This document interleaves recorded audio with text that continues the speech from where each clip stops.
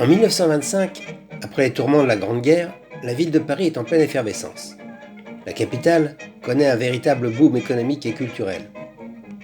Haute couture, luxe, jazz, cabaret, fêtes, ce sont les années folles.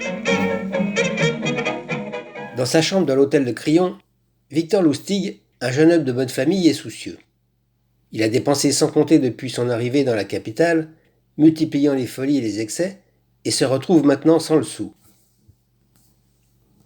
Né en 1890 en République tchèque, il n'a jamais montré une quelconque attirance pour le travail. L'homme a une certaine prédisposition pour la filouterie. Doté de qualités intellectuelles supérieures, extrêmement doué pour les langues étrangères, ses parents l'envoient étudier à Dresde en Allemagne.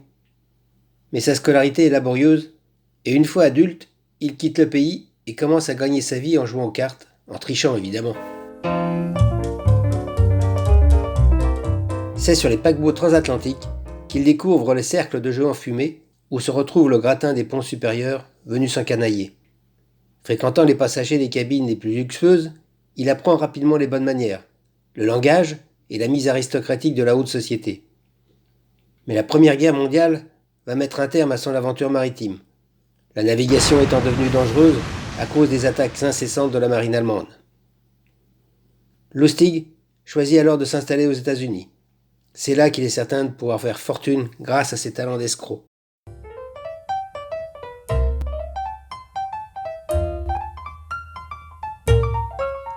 En se faisant passer pour un comte richissime en quête d'investissements fructueux, il parvient à convaincre plusieurs grandes banques de lui prêter beaucoup d'argent, qu'il ne compte pas rembourser bien sûr.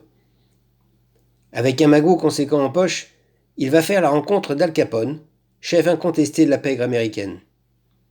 Apprenant que ce dernier cherche à s'introduire sur le marché des faux billets, Lustig réussit à l'arnaquer en lui vendant une machine à fabriquer des petites coupures pour 50 000 $. Recherché par la police suite à son arnaque avec les banques, et craignant que Capone ne cherche à se venger, Lustig préfère ne pas s'éterniser et repart pour l'Europe, direction Paris. Il ne mettra pas longtemps à dilapider les sommes importantes qu'il a gagnées de l'autre côté de l'Atlantique.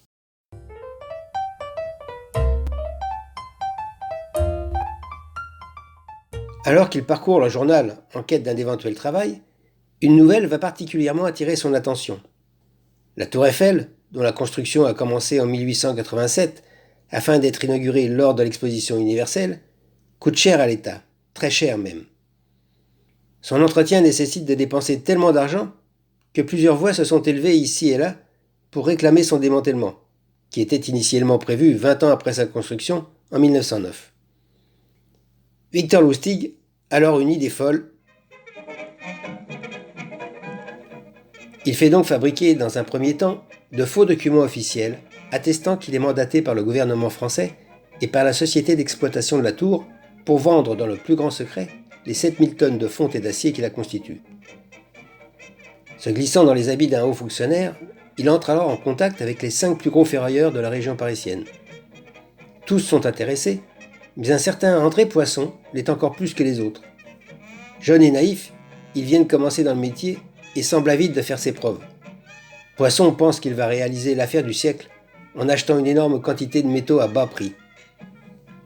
Rendez-vous est donc pris avec les ferrailleurs dans un salon discret du prestigieux hôtel de Crillon le 12 avril 1925. Manipulateur hors pair, Lustig fait monter les enchères. Après avoir emmené en limousine ses pigeons pour une visite en bonne et due forme de la Tour Eiffel, il leur demande la plus grande discrétion sur cette transaction et les laisse mariner quelques jours. Finalement, André Poisson le recontacte, mais se montre un peu méfiant. Pour faire taire toute réticence, Lustig lui avoue sur le ton de la confidence qu'il est mal payé et qu'il aimerait bien un pot de vin pour conclure la transaction. Définitivement rassuré, Poisson lui signe un chèque, un très gros chèque, 100 000 francs de l'époque, une somme colossale. Lustig l'encaisse et décide de fuir très rapidement pour Vienne.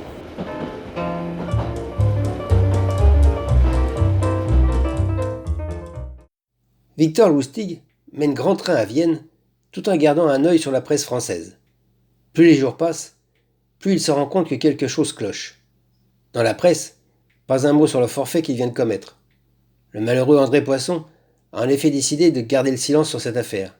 Il n'a pas porté plainte et pas un seul journaliste n'est au courant de la vente de la Tour Eiffel.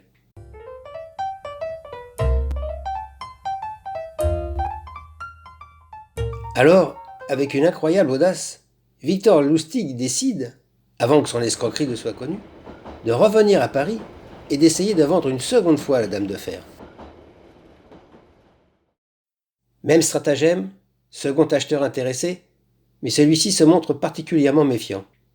Il demande à Lustig de plus en plus de justificatifs et propose de conclure l'affaire en présence du maire de Paris et du président de la République de l'époque, Gaston Doumergue. Lustig sent que ce coup-ci, les choses se corsent. Il décide d'en rester là et s'enfuit une seconde fois pour se réfugier aux États-Unis sous une fausse identité.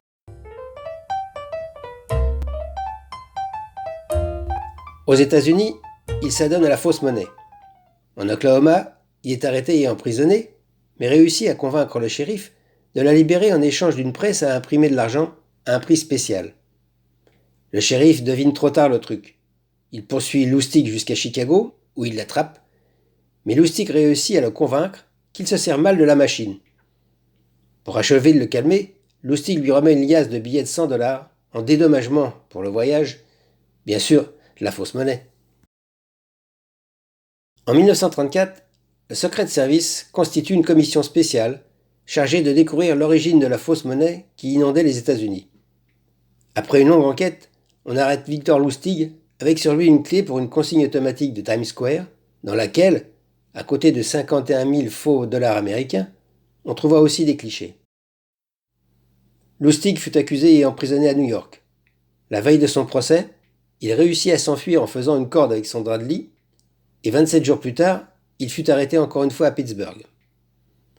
Le 5 décembre 1935 eut lieu son procès, et il fut condamné à 15 ans de détention et expédié à Alcatraz, où Al Capone, reconnaissant son audace pour l'avoir escroqué quelques années auparavant, aurait assuré lui-même sa protection en prison. Le 9 mars 1947, il contracta une pneumonie et mourut 2 jours plus tard sous le nom d'emprunt de Robert Miller.